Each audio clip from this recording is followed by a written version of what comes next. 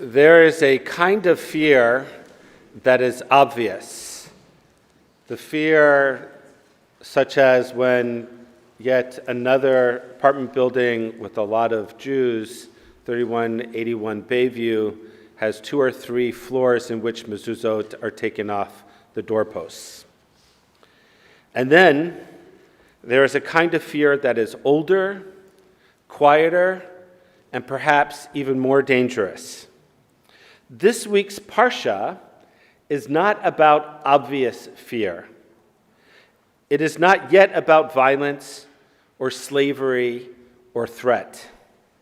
It is about the fear that comes when you realize that you may no longer be in control of your story. At the end of Vayigash, Jacob finally learns that Joseph is alive. The wagons arrive, the gifts arrive, the future cracks open just a bit again. And Jacob agrees to go down to Egypt. And then the Torah pauses. Before Jacob takes another step, before the descent truly begins, the Torah tells us, Vayomer Elohim leYisrael b'marot halayla, that God speaks to Jacob in the visions of the night and says, Al tira mirada mitzrayma, do not be afraid to go down to Egypt. The question is unavoidable. Why now? Why now? Jacob is already going. The decision has already been made. The wagons are moving. Why does God interrupt and say, Al tira? Perhaps it's because the Torah understands something subtle about fear.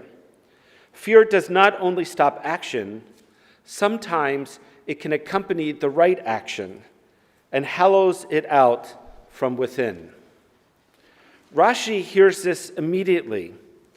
Jacob fears Shema Yigarem Hagalot, that the descent will harden into exile, that going down to Egypt will no longer be reversible, not a chapter, but a condition.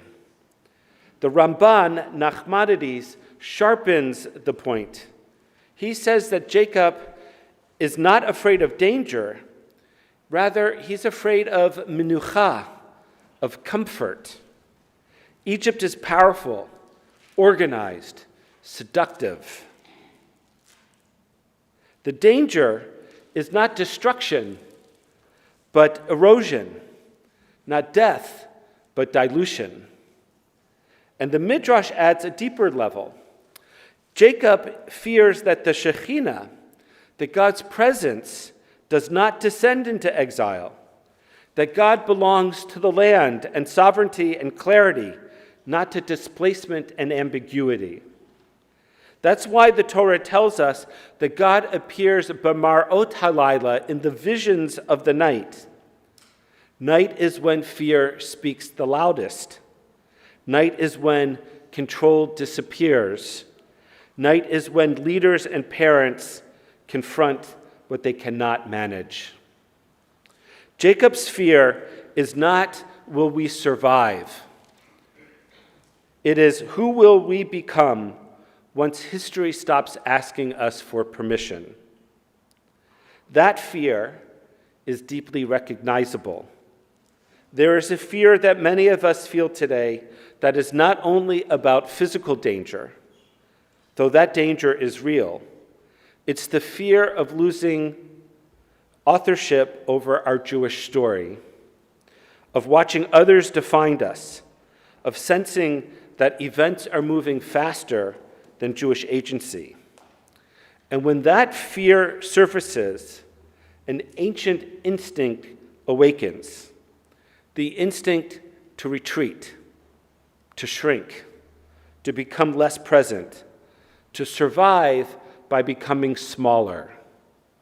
Earlier this week, on a call with the Jewish Agency for Israel and leaders of the Australian Jewish community, I heard a story that has stayed with me.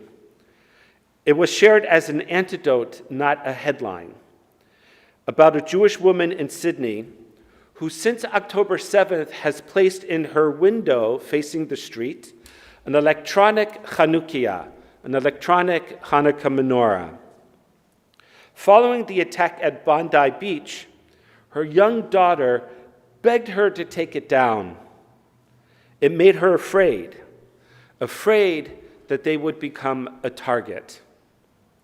And then, the next day, a non-Jewish neighbor noticed the missing menorah, came over because her daughter said simply to her, "We can't let our Jewish neighbors feel that they need to hide."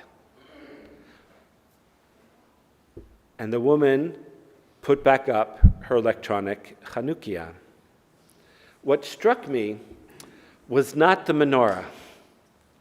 It was the instinct to retreat into safety by disappearing. The instinct we Jews have learned too well over the course of history. The instinct that once had walls and gates and curfews. The instinct of the ghetto. The ghetto was not only imposed from outside. Over time, it became internalized, a reflex that says, if we make ourselves less visible, less ourselves, we will endure. Jacob knows this instinct. That is why God does not say, "Do not be afraid of Egypt." God says something more precise.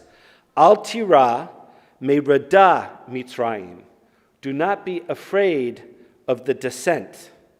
Not the place, but the movement. The Netziv in Emek HaDavar hints that Jacob fears the loss of Bechira, of choice. In Canaan, Yaakov chooses. In Egypt, history chooses for him. This is not weakness. This is the fear of anyone who understands responsibility. And God's response is not reassurance. It is, as always, brit, covenant. Anochi erode imcha Mitzrayim. I will go down with you to Egypt. Va'anochi a'alcha gam olah. And I will surely bring you up. God does not promise safety. God does not promise comfort. God does not promise control. God promises presence. This is brit, not belief. The covenant does not guarantee outcomes. It never has. Our covenant assigns responsibility. Jacob is not responsible for how exile unfolds. He is responsible for how Israel enters it. He goes down afraid, but he goes down as Jacob. He brings names, memory, language, obligation with him. And then the Torah shows us how that responsibility is carried forward. Because next week, in Parshat Vayechi, Jacob blesses not his sons, but his grandsons, Ephraim and Manasseh, children born in Egypt, raised in Egyptian culture, fully diaspora Jews. And Jacob says, Hamalach goel iti, Yevarech et ha'na'arim, and then gives us the blessing that we still give our sons to this very day. Yesimcha Elohim ke'Ephraim v'cheManasseh. May you be blessed as Ephraim and Manasseh. We bless our children as Jacob blessed his grandchildren. Not to be like Abraham or Isaac or Jacob, but to be like the boys who grew up outside of the land of Israel and remained fully Jewish. Why? Because Ephraim and Manasseh represent something radical. They show that diaspora does not mean disappearance, that seduction does not require surrender, that Jewish continuity can be intentional. Jacob cannot control Egypt, but he can control what he hands to the next generation. That is covenantal agency, and I think the secret of our survival. If history will move without our consent, we will decide what we will transmit anyway. That is the answer to Jacob's fear in Vayigash. Not optimism, not reassurance, but obligation, responsibility. Al tira merada, do not be afraid of the descent, God tells us. Because the Jewish story, our story, has never been sustained by certainty, only by covenant, by brit, by transmission, and the refusal to let fear take over our side of the bargain. Shabbat Shalom.